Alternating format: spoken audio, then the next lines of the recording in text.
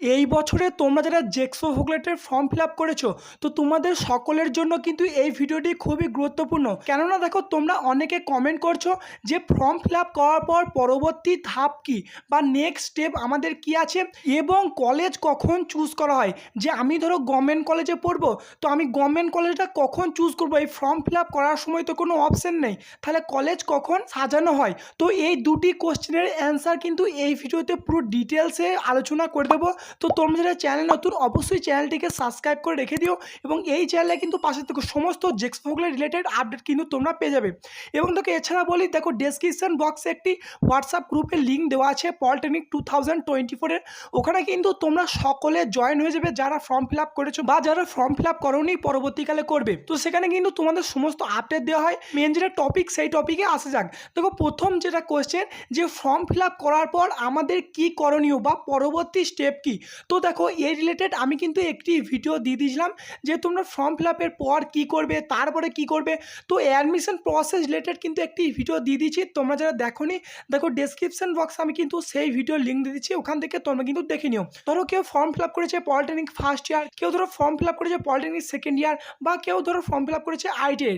তো তোমরা যখন দেখবে তোমাদের এই 4টি স্টেপ যখন এই কমপ্লিটেড বলে লেখা থাকবে, ঠিক আছে, মানে এই দুটো তোমাদের কমপ্লিটেড থাকবে, এবং এখানে তোমাদের লেখা থাকবে যে কমপ্লিটেড, আর এই যে স্লিপটা ডাউনলোড করার জন্য যে পেমেন্ট স্লিপ তোমরা পাবে, এবং এখানে ভেরিফিকেশন কিন্তু তোমাদের এখানে কমপ্লিটেড বলে লেখা থাকবে। এই দুটো কিন্তু তোমরা ডাউনলোড করে রেখে দেবে, কিন্তু তোমাদের আগেও জানিয়েছিলাম। আর দেখো, এরপর কিন্তু তোমাদের নেক্সট স্টেপ হলো, এখন তোমাদেরকে ওয়েট করতে হবে র্যাঙ্ক কার্ড পাবলিশের জন্য, ঠিক আছে। তো ফর্ম ফিল আপের পর এই বছর যেহেতু তোমাদের কোনো এন্ট্রান্স এক্সাম হবে না, তাই তোমাদের কিন্তু ডাইরেক্ট নাম্বারের ভিত্তিতে র্যাঙ্ক কার্ড পাবলিশ করা হবে।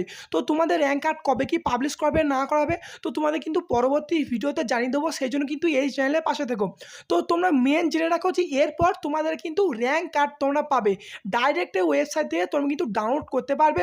এরপর নেক্সট যেটা তোমরা অনেকে কোয়েশ্চেন করছো যে কলেজ তোমরা কখন সাজাবে, যে তুমি গভর্নমেন্ট কলেজে পড়তে চাও বা ফর্ম ফিল আপ করে তুমি প্রাইভেট কলেজে পড়তে চাও, তো কলেজ তোমরা কীভাবে সাজাবে, কখন চুজ করবে।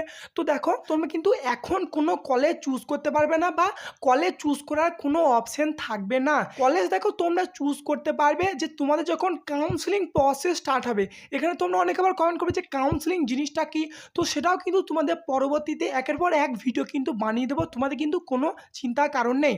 তো তোমরা জেনে রাখো যে কাউন্সিলিং যখন তোমাদের স্টার্ট হবে, তখন তোমাদেরকে 15 থেকে 20 দিন টাইম দেওয়া হবে। সেই টাইমের মধ্যে কিন্তু তোমার কলেজটা চুজ করতে হয়, যে তোমার সব থেকে যেটা বেশি পছন্দের সেটা 1 নম্বরের, যেটা সেকেন্ড পছন্দ সেটা সেকেন্ড, এরকম করে কিন্তু তোমরা যটা কলেজ মন চাও তটা কলেজ কিন্তু তুমি সাজাতে পারবে। তো তোমরা যারা কমেন্ট করছিলে যে ফর্ম ফিল আপের সময় কোনো অপশন নেই কেন, তো তোমাদের জন্য বলি, ফর্ম ফিল আপ করার সময় কিন্তু তোমাদের কলেজ চুজের কোনো অপশন থাকবে না। যখন তোমাদের র্যাঙ্ক কার্ড পাবলিশ হওয়ার পর, যখন তোমাদের কাউন্সিলিং প্রসেসটা স্টার্ট হবে, তখন কিন্তু তোমাদেরকে একটা টাইম দেওয়া হবে, এবং সেই টাইমের মধ্যে কিন্তু তোমাদেরকে কলেজটা চুজ করতে হবে। এবং কীভাবে চুজ করলে তোমরা গভর্নমেন্ট কলেজ পাবে, পুরো A to Z তোমাদের কিন্তু গাইড করে দেবো। তো আশা করি দেখো, তোমাদের যাদের এই দুটো কোশ্চেনের ডাউট ছিল, তোমরা কিন্তু অ্যান্সার পেয়ে গেছো। তো এছাড়াও দেখো, তোমাদের যদি কোনো কোশ্চেন থাকে তোমরা অবশ্যই কমেন্ট বক্সে কমেন্ট করতে পারো, আমি কিন্তু সেই রিলেটেড ভিডিও আনার চেষ্টা করবো। ধন্যবাদ।